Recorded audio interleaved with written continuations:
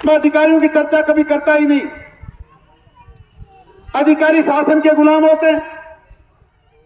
हमारी सरकार आती है, हमारा कहना मानते हैं, कांग्रेस की सरकार आती है, कांग्रेस का कहना मानते हैं। इसलिए विशंबर जी, किसी कलेक्टर एसडीएम से हमारा कोई झगड़ा नहीं है।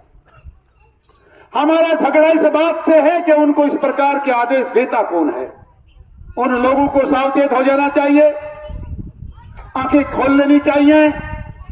मैं पहली बार देख रहा हूं ग्रामीण परिवेश में, छोटे से गांव में लगातार छठे दिन इस प्रकार की उपस्थिति, इस प्रकार महिलाओं का लवाजमा। प्रशासन और शासन से भी कहना चाहता हूं, और राजस्थान की राजधानी में कुर्सी पर बैठकर तो कुर्सियां तोड़ने वाले भानुमति के कुनबे वाले उन सरदारों को भी कहना चाहता हूं, समय तुम्हारे लिए ठीक नहीं है, अब भी जाग जाओ और जनता का कहना मान लो। एक बात मुझे बहुत दिल में याद आती है। नेताजी सुभाष चंद्र बोस जब जर्मा और रंगूर की सड़कों पर चलते थे तो कहते थे, कदम कदम बढ़ाए जा, खुशी के गीत गाए गाए जाए, जिंदगी है कौम की, तू कौम पे लुटाए जा। और बुजुर्ग और नौजवान दोस्तों, कौमों का मतलब किसी जाति पाति धर्म मजहब से नहीं हुआ करता। कौम का मतलब है एक भावना पर, एक विचारधारा के लोग साथ बैठकर काम करते हैं, वो कौम है। और हमारी कौम के लिए हम लोगों को कदम कदम बढ़ाकर चलना चाहिए, और आप लोगों ने इस बात को साबित किया है कि 6 दिन से लगातार कदम कदम बढ़ाकर, जैसा विशंबर जी कह रहे थे और जैसा भामू जी कह रहे थे, क्या आप लोगों ने मिलकर ये तैयारी की और हमेशा 3-3 पंचायतें आ रही हैं, इसी को कदम ताल कहते हैं। आप इसी प्रकार कदम बढ़ाते रहे तो आपको झुंझुनू की तरफ जाने की जरूरत नहीं। सबसे ही आप में से कोई ना कोई आपका खैर खवा जयपुर तक पहुंचेगा और इनकी नींवें हिला देगा। एक बात नौजवान दोस्तों से कहना चाहता हूं, ये गांव का छोटा सा मामला नहीं है।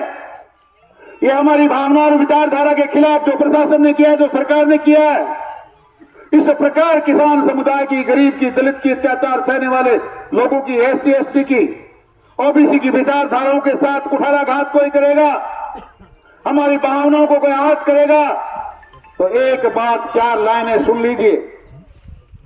मैं अपनी और बातें आगे कहूं इससे पहले कहना चाहता हूं, और नौजवान साथियों से विशेषकर कहना चाहता हूं कि कांटों में रहकर गुलाबों की तरह खिलना सीखो। कांटों में रहकर गुलाबों की तरह खिलना सीखो। कीचड़ में गिरकर कमल की तरह महकना सीखो। परिस्थितियों से जो घबरा जाए वो लोह पुरुष हो नहीं सकता। रात में रहकर अंगारों की तरह दहकना सीखो। दिन में आग पालोगे तो 1 साल कोई बहुत बड़ी बात नहीं है। यह आंदोलन 4 दिन बाद खत्म भी होगा, मूर्ति भी लग जाएगी, पार्क भी बनेगा, पर यहां तक इतनी सी नहीं होती। खात्मा उन विचारों का करना है, उन भावनाओं का करना है जिनके दिल में बात आई कैसे कि गरीब लोग जहां बसे हुए हैं वहां पर उनका आशियाना उजाड़ दें, बाबा साहब की मूर्ति तोड़ दें, हम वहां से इनको बेघर कर दें। ये विचार आया कैसे? उन विचारों को जिनके दिल में आया उनको खत्म करना है। दोबारा कोई हिम्मत ना करे हमारे बीच में अगर इस प्रकार की मनसा लेकर आए, हमारे बीच में इस प्रकार का काम कर दे, उन भावनाओं को खत्म करने का काम हमको करना है। और ये तभी हो पाएगा जब दिल में आग पालोगे। 10 महीने बाद फिर कहोगे के करा ठिकाना फोन आएगो, छोरा की एक बदली करवा ली ही। मेरे उदयपुर में रोजाना होता है।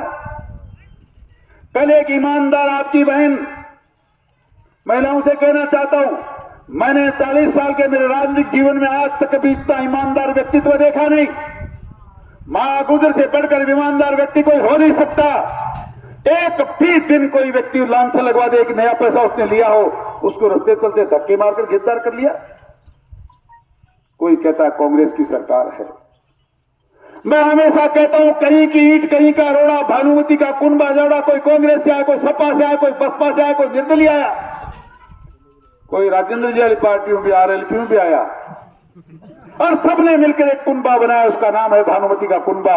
उस कुनबे में मात्र लुटेरे लोग रहते हैं, कोई सरकार चलाने वाला लोग नहीं रहता। 4 साल में कोई व्यक्ति हाथ उठाकर कह सकता है कि यहां कोई सरकार है? आपके साथ वादा किया गया था, हम बिजली के बिल माफ करेंगे, किसानों का लोन माफ करेंगे, बेरोजगार नौजवानों को भत्ता देंगे, महिलाओं को पेंशन देंगे। एक भी चीज आपके सामने क्लियर की तो क्या की? आपका आशियाना उजाड़ दिया, बाबा साहब की मूर्ति को खंडित कर दिया, कभी किसी प्रधान को जेल कर दिया, कभी किसी की हत्या कर दी। भाई दारा सिंह जी कह रहे थे, आप सोच नहीं सकते मेरी उदयपुर वाटी में एससी और एसटी समाज पर अनगिनत मुकदमे लगाकर सब पे एफआईआर लगा दी गई। ये राजस्थान का रिकॉर्ड तो दिया इन्होंने। बुजुर्गों, नौजवान दोस्तों, ये समय बर्दाश्त करने का नहीं है। मैं भारतीय जनता पार्टी के नेताओं से, कार्यकर्ताओं से भी कहना चाहता हूं, समय आ चुका है। अब हमें ईंट से ईंट नहीं, ईंट से ईंट बजाकर कुछ नहीं करना, सिर से इतनी शुरू को जोड़ना है इनकी गिनती कम पड़ जाए और आने वाले चुनाव में दुनिया की कोई ताकत हमारे प्रतिनिधि को हरा नहीं पाए। ऐसा काम हमें करना है। वो क्यों करना है? इसलिए करना है कि आपको माताओं बार बार इस प्रकार के आंदोलनों के लिए गरीब पे नहीं बैठना पड़े। बुजुर्ग और नौजवान दोस्तों, आपको बार बार दोरासल जैसी धरती पर आकर कोई आंदोलन न करना पड़े। हम तो ऐसी पार्टी के लोग हैं जिनका मुखिया कहता है झोला उठाकर चल देंगे, हमारा क्या, हम तो मात्र देश के लिए जीते हैं, मरते हैं। मैं आपको विश्वास दिलाना चाहता हूं, भले आपका पड़ोसी हो, पर भारतीय जनता पार्टी का नुमाइंदा एक बार झुंझुनू से जिले से जीत कर जाएगा, आपको 5 साल तक इस प्रकार के अन्याय के खिलाफ आंदोलन की जरूरत नहीं पड़ेगी, क्योंकि अन्याय होने ही नहीं देंगे। मैं आपका पड़ोसी हूं। पड़ोसी का धर्म है कोई एक दूसरे की मदद करे। इसलिए जिस दिन भी आवाज आपकी आएगी, ये काम जिस दिन हुआ उस दिन पहली रात को भी हमने चर्चा की, मैंने, विशंबर जी ने, अर्जुन जी ने, हमने खूब समझाने की कोशिश की।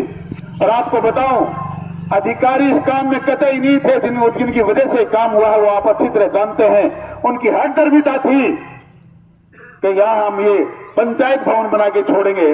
अरे जिस गांव में इतनी इतनी बड़ी कॉलेजें बन रही हैं, पार्क बन रहे हैं, इतने इतने बड़े जोड़ पड़े हैं, क्या आपकी सारी जगह खत्म हो गई?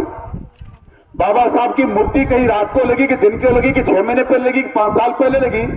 वो मूर्ति जहां बनेगी वहीं आपको पंचायत भवन बनाना है? क्या पूरे गांव में और जगह खत्म हो गई? ये सारी की सारी हर दर्मिता जानबूझ कर आपके नुमाइंदे ने अपने घमंड में चूर, राजस्थान में सरकार में मंत्री के पद पर बैठने वाले व्यक्ति ने जो आपकी रहनुमाई करता उसने की है। इसलिए सावचेत हो जाओ, संगठित हो जाओ। आप लोग कदम से कदम मिलाकर चलोगे, संगठित रहोगे, आपके बाबा साहब की मूर्ति भी लगेगी, पार्क भी बनेगा, जिन लोगों के आशियाने थे वो भी होंगे। लोग डरते हैं इस बात को कहने से कि साहब मकान नहीं होना चाहिए था। क्यों नहीं होना चाहिए? ये कहां जाएंगे वो लोग जिनके पास जगह नहीं है, छांव नहीं है, सर पर टपरी रखने को नहीं है? वो कहां जाएंगे? जोड़ में नहीं बसेंगे? सरकार को चाहिए उनको पट्टा दे, उनके बसने की व्यवस्था करे, वह पार्क भी बनवाए और बाबा साहब की मूर्ति भी स्थापित कराए। ये हमारी मांग है जो सरकार को माननी पड़ेगी। आप निश्चिंत रहें। इस भानुमति के कुनबे वालों के कान में थोड़ा सुनता कम है, समय लग सकता है, पर यह काम होगा। दुनिया की कोई ताकत इसको रोक नहीं सकती। आपको विश्वास दिलाकर जा रहा हूं, और एक विश्वास ये भी देकर जा रहा हूं, आपको पूरा भरोसा देकर जा रहा हूं। आप जब भी आवाज करेंगे, हम ज्यादा नहीं, मात्र यहां से 1 किलोमीटर दूर आपके पड़ोसी हैं, आपकी सीमाओं पर बसते हैं। आप निश्चिंत रहें, आपकी सीमाएं सुरक्षित हैं। जब भी आपकी आवाज आएगी, हम आपके बीच में हाजिर होंगे और आपके इस काम में सहयोग करेंगे। आपका बहुत बहुत धन्यवाद। जय हिंद, राम राम साहब।